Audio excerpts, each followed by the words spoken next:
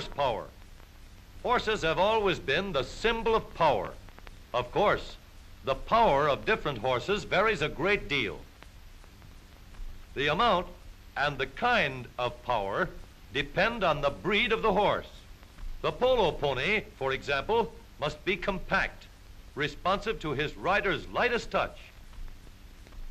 His power is used for quick starting and stopping. The Irish hunter is rangy. His strength is in his legs for the reserve power to leap over fences and ditches in cross-country rides.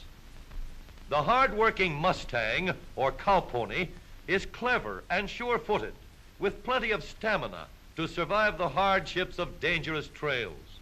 The fiery Arab stallion is bred with the courage and endurance for wild rides across baking sands. In the thoroughbred racehorse, every line of bone and muscle shows the result of generations of breeding for speed, while the massive draft horses have been bred for strength and immense pulling power. The mighty muscles of the horse have made him a friend and servant to man in his development and progress. Back in 1769, in England, English mine operators were using the power furnished by horses to pump water from flooded mines. Mine owners naturally thought in terms of the number of horses needed to do a certain amount of work. When James Watt invented a mechanical substitute for the power of horses in 1769, he wanted to know how much work it would do in comparison with a horse. So he and his assistant, William Murdoch, performed many experiments under various conditions, measuring the ability of different horses to raise heavy stone weights from a stone quarry pit. They found that the average horse, under average conditions, exerts the amount of power which would raise 550 pounds a distance of 1 foot in 1 second.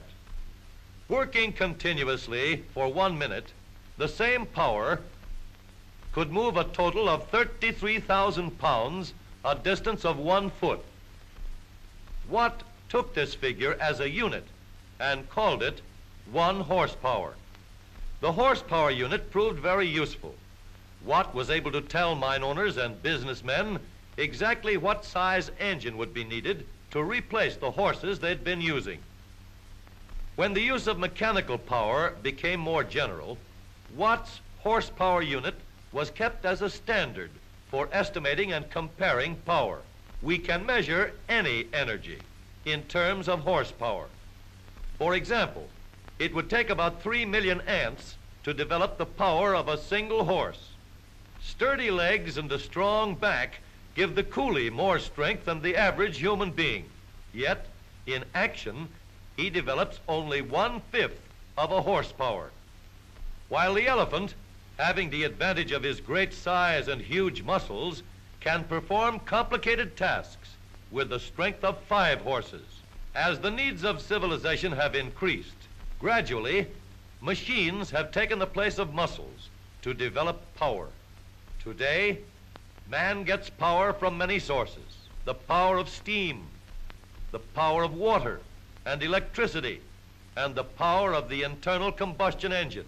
As engines developed by man have grown more powerful, they have grown more compact. This perfect miniature engine has 4 cylinders, but it develops only 1 horsepower.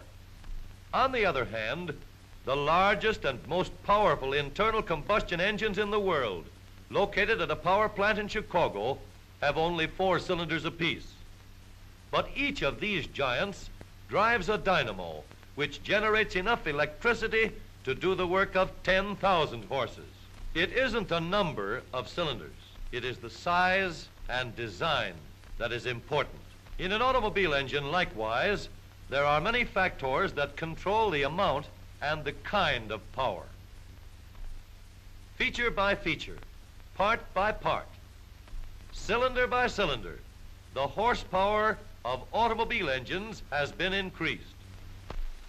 Power and economy in the modern automobile engine result from the careful design of many features. The carburetor is designed to handle the gasoline efficiently and accurately to get the greatest advantage from the fuel. Intake manifold passages and valve openings are designed to supply quick reserves of power with economy. Precision-fitted pistons give stamina and durability. The cooling system keeps the engine operating at a constant temperature, developing full power at all times and under all weather conditions.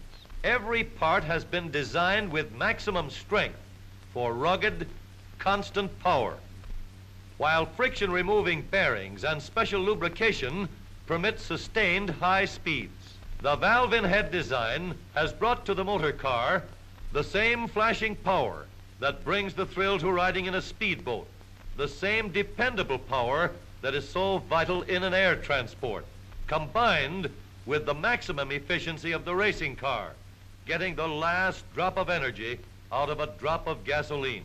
The modern motor car has these same features of design for extra power under all conditions of weather and road. Few people realize the great amount of power that travels with them under the hood of their automobile, theirs to control wisely and safely. Almost every family can have at its individual command the strength of 85 horses, eager and willing to respond, 85 horsepower, flowing smoothly at the touch of the accelerator.